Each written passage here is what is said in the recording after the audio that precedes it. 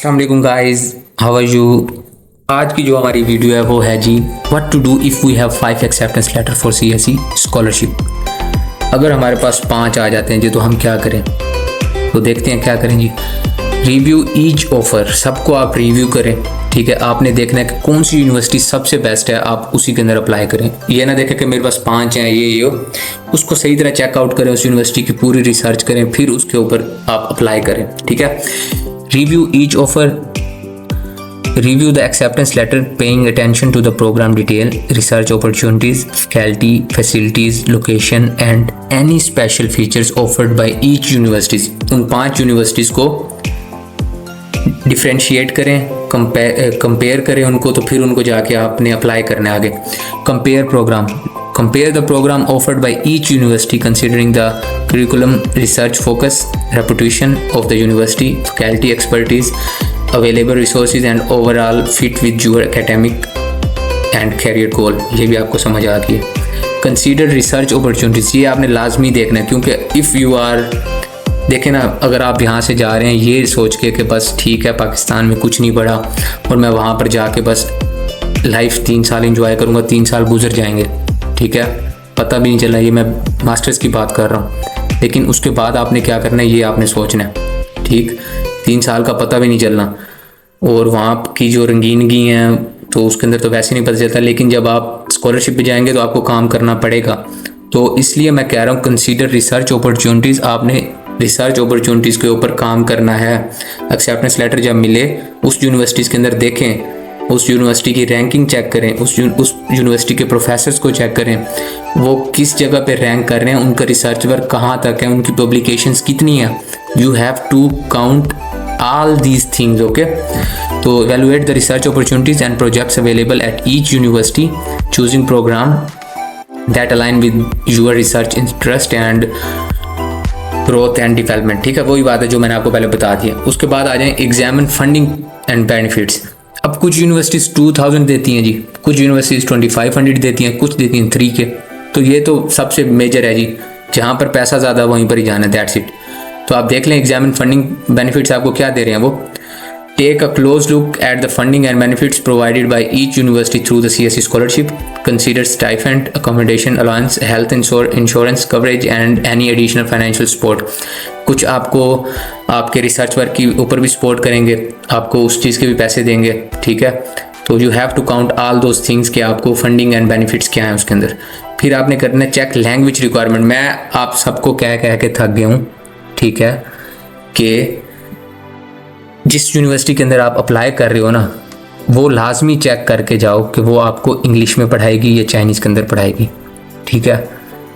मैं पता नहीं कितनी दफ़ा इस चीज़ के ऊपर मैं वीडियो भी बना चुका हूँ, how to find English start and Chinese start universities. अगर आपने देखनी है या कोई सुन रहा है मेरी वीडियो को, तो for God sake, acceptance letter is not a big deal. Big deal is that when you will go there and you have to spend 3 years in China, okay? Then you have to check out which major you are going to be taught in English or either in Chinese. If it is in Chinese, then आपके लग गए, okay? और अगर फिर English में है तो पहले ये चीज़ कंफर्म करके जाना है subject wise, okay? I am again telling you guys again and again, acceptance letter is not a big deal. Big deal is that you have to spend 3 years. You have to make those 3 year beneficials for you, okay? उसके बाद क्या करना है जी, seek the guidance। अब ये क्या है, sorry, check language requirement। If the program are taught in Chinese, consider your proficiency in the language and how comfortable you are with the studying in Chinese। Option for a program that aligns with your language proficiency level, okay? तो वही कह रहा हूँ, अगर Chinese आती है तो Chinese programme में जाना, वरना फिर बैठना।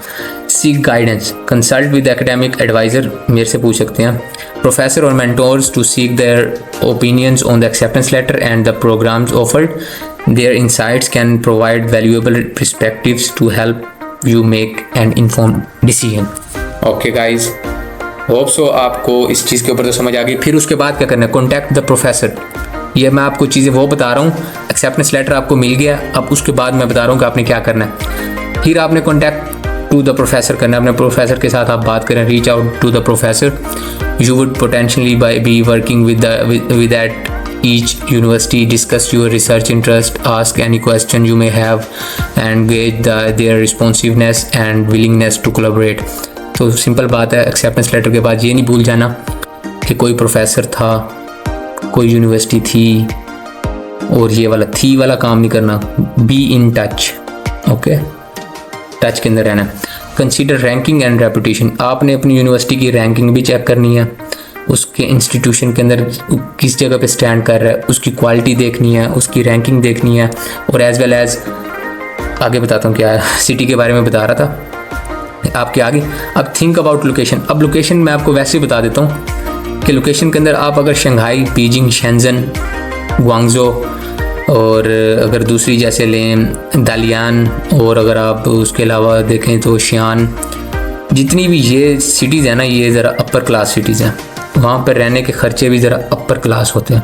ठीक है, ये आपने अपने माइंड में रखना है. अपॉर्चुनिटीज़ होती हैं लेकिन ख़र्चे अपर क्लास हैं. Think about location. Take into account the location of each university considering factors like climate. Climate check कर लें. हार्बिन चले गए तो रशिया के साथ लगता है बिल्कुल ठंडा माहौल. Cultural opportunities, cost of living and to your desired research और industry hubs. Okay, at the end आपने करना है मेक अ डिसीजन. अब आपकी बारी आती है डिसीजन मेकिंग की. Based on your evaluation make an informed decision on the university and programme the best align with your academic and career aspirations. Simple सी बात है, आपने एंड में डिसीजन ही लेना है कि किस में जाना है. डिक्लाइन अदर ऑफर्स, वो जो दूसरी हैं उनको डिक्लाइन करो, साइड पे करो. हाँ, उनको आप इस तरह भी यूटिलाइज कर सकते हो कि अगर आपने किसी और यूनिवर्सिटी, अगर आपको एक्सेप्टेंस लेटर नहीं मिला फॉर एग्जांपल, और सॉरी अगर एक्सेप्टेंस लेटर ज़्यादा मिल गया CSE के अंदर तो अप्लाई कर ही दिया, आप उसके साथ साथ दूसरी जगहों पर भी अप्लाई कर दें. ठीक है, ताकि आपकी दूसरी जगह पर भी सिक्योर हो जाए काम. ओके, उसके बाद कंप्लीट इनरोलमेंट प्रोसेस. उसके बाद जी आपने एक्सेप्टेंस लेटर कर लिया तो अगला स्टेप आपका होता है इनरोलमेंट का. आपका नाम लिखा जाता है यूनिवर्सिटी के अंदर, roll number 56 XYZ. Hope so आपको ये वीडियो समझ भी आई होगी और बेनिफिशियल भी होगी. Thank you, take care, stay blessed.